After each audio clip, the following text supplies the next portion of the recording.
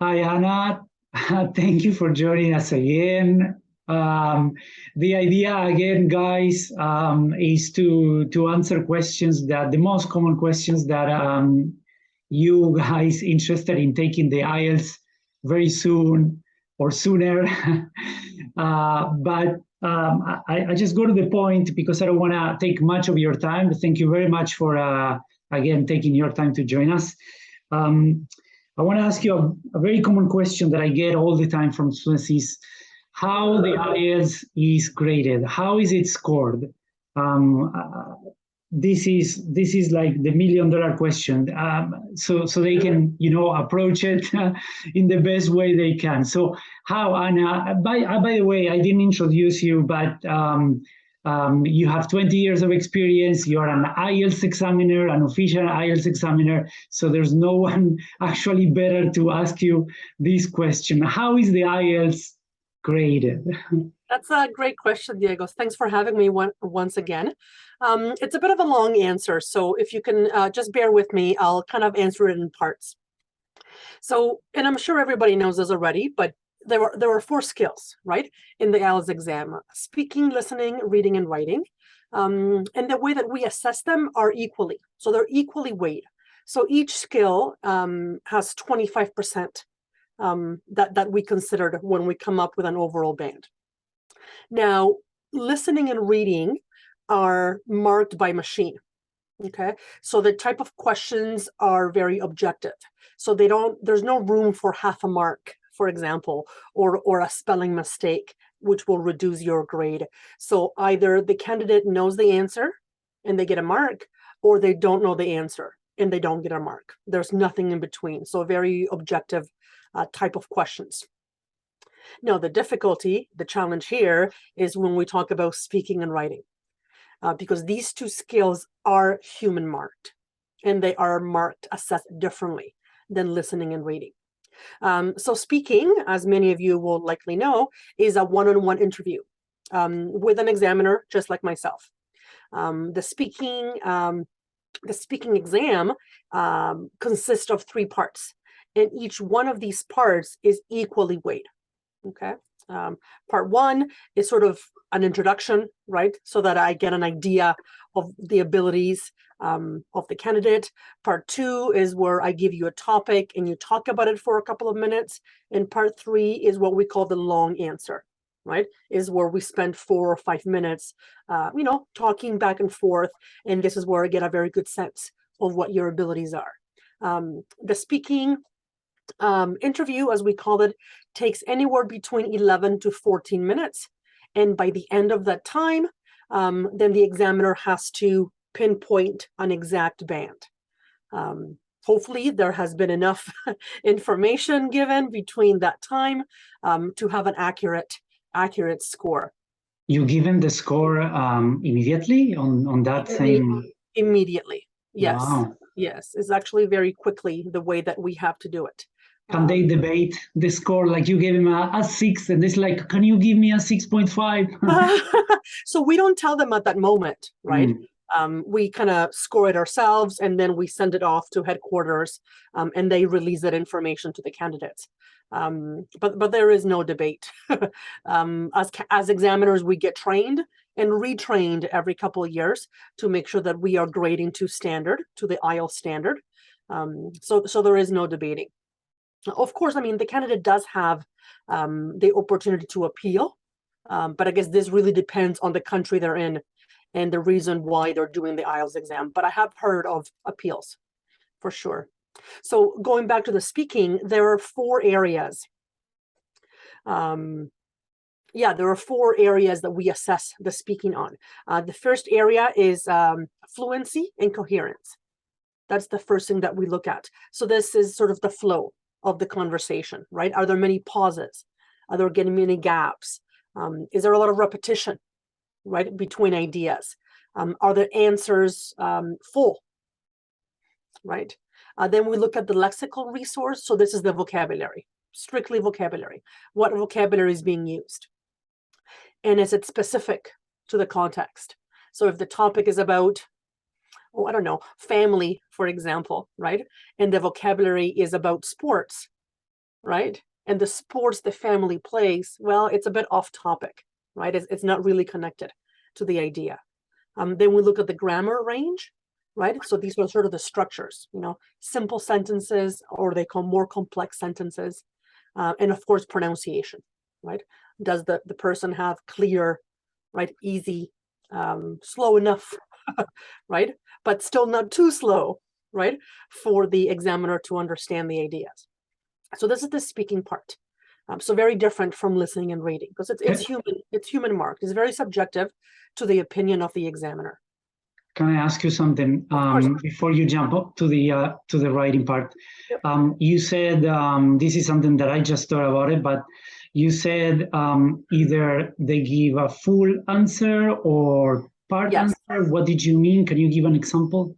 Yeah, so this is in the fluency and the coherence. So if the question is, for example, talk about a traditional dance from your country, right? And perhaps the candidate only mentions the name of that dance. That's not a full answer, right? A full answer would be to talk about the name of the dance, talk about the history of the dance, the steps of how the dance is done. Also talk about at what time of the year is this dance performed?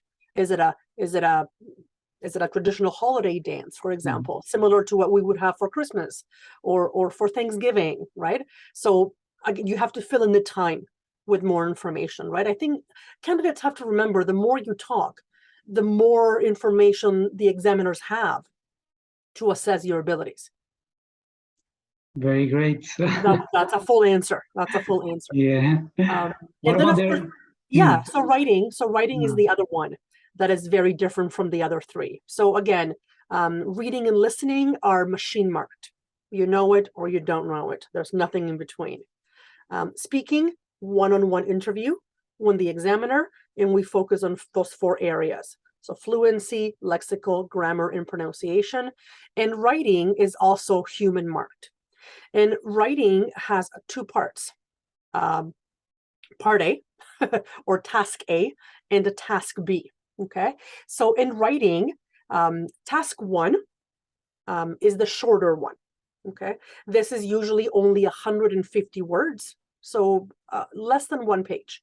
Yeah, right? like a quarter of a page. Yeah, approximately maybe 3/4 of a page. So because it's shorter, it's only 40% of the total writing score. And then task 2, this is the longer one. This is 250 words. So a page and a bit more, maybe a page and a half. And this is 60%. So again, writing 2 parts. Part 1, 40%. Part 2, or task 2, as it's called, 60%. So this is really the only one that is assessed a little bit different than the other ones. Okay. And very similar to speaking, there are 4 areas that we look at in writing. We look at the task achievement. This means, was the question answered fully? And this sounds simple, but it's not simple. A lot of people miss this, right? Yeah. So if the question is yes and no, right? And the candidate talked about both, right? Is this a correctly done task achievement? Right? The answer is no, because the candidate did not choose yes or no. They talked about both. Do they have to explain why they answer what they do? Absolutely, right? So depending on what the question is, right? But task achievement is where many people lose marks, right? Because they don't fully understand what is being asked of them. Okay. So this is a great little tip, right? Always, and there's many strategies, right, that we can talk about, perhaps at a later time, about how to answer the question correctly. That will be interesting, yeah. Yeah, so that's task achievement. And then we have coherence and cohesion, which is the second aspect that we look at. And this is sort of the organization of the writing. Is it well organized?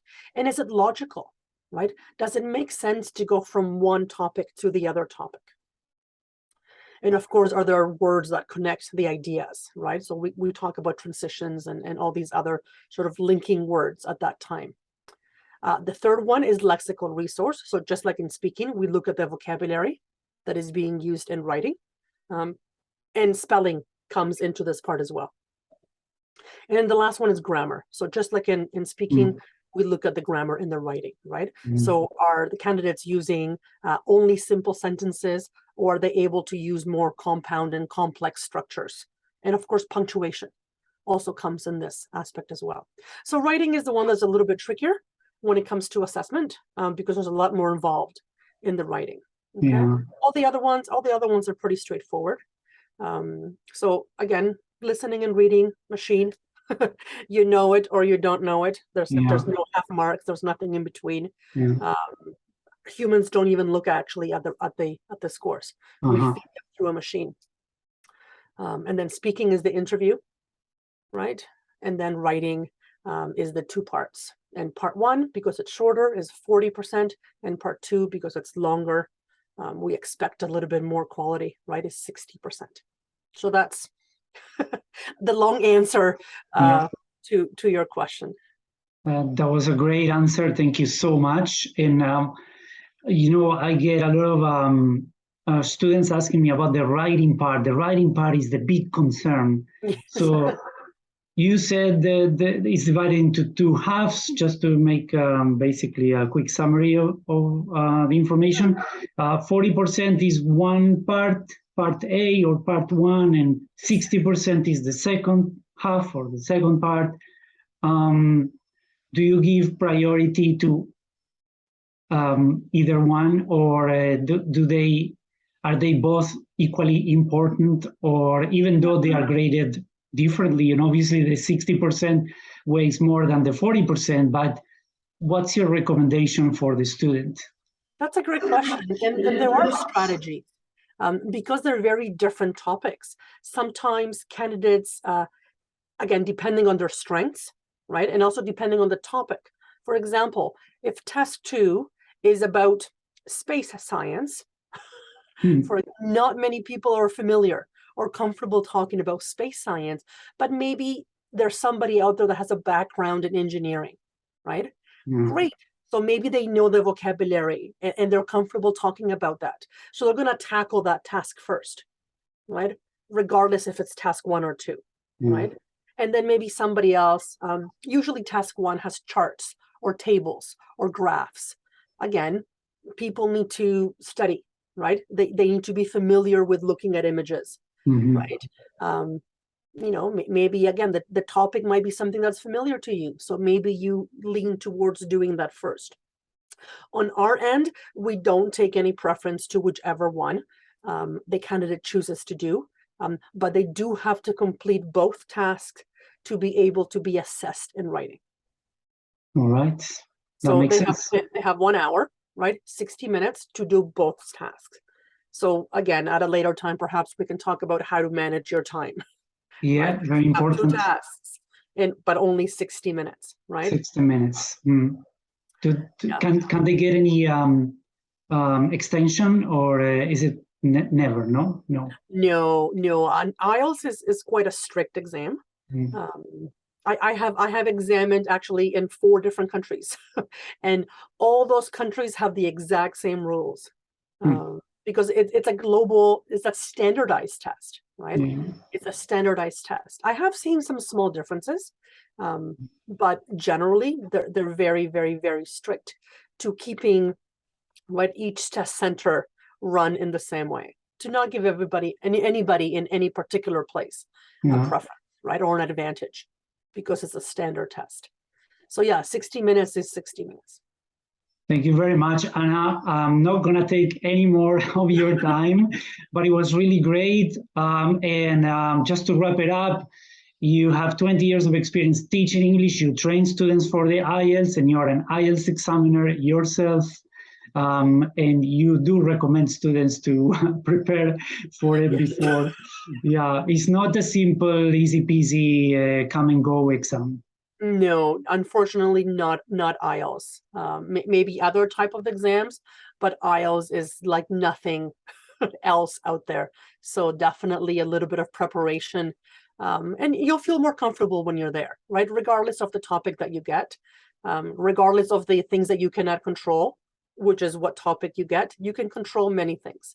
So feeling more comfortable by doing a little bit of preparation, taking a simple course, getting some tips and strategies is definitely recommended.